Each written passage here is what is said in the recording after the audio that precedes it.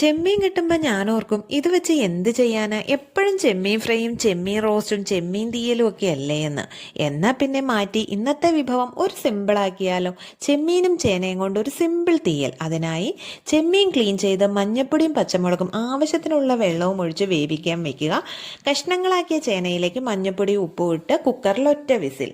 വെന്ത ചേനയിലേക്ക് ഈ വേവിച്ച ചെമ്മീൻ അങ്ങ് ഒഴിച്ചു കൊടുക്കുക. ഈ സമയം കൊണ്ട് ഒരു മുറി തേങ്ങ ചുരണ്ടി 2 തണ്ട് വെളുത്തുള്ളിയും ചുവന്നുള്ളിയും കൂടെ ഇട്ട് ചുമക്കെ അങ്ങ് വറക്കുക. അതിനകത്തേക്ക് ആവശ്യത്തിനുള്ള മുളക് പൊടി, മല്ലിപ്പൊടി, മഞ്ഞൾപ്പൊടി, അല്പം കുരുമുളക് പൊടി ഇത്രയും ചേർത്ത് മൂപ്പിച്ചതിന് ശേഷം നല്ല ഫൈനാക്കി അരച്ചെടുക്കുക. അരച്ച പേസ്റ്റ് ഈ കറിയിലേക്ക് ഇട്ട് ഒഴിച്ച് തിളപ്പിച്ച് കുറുക്കിയെടുക്കുക. അത്യാവശ്യം കറി കുറുകി വരുമ്പോൾ തീ സിമ്മിലേക്ക് ഇടുക. അതിനകത്തേക്ക് കടുകും കറിവേപ്പിലയും വറ്റൽമുളകും എല്ലാം കൂടെ താളിച്ച് ചേർക്കുക. അത്രയേ ഉള്ളൂ. അടിപൊളി ഒരു കറിയാണ് കേട്ടോ. അപ്പോൾ ഓക്കെ, ട്രൈ ചെയ്യണേ. Okay, bye bye.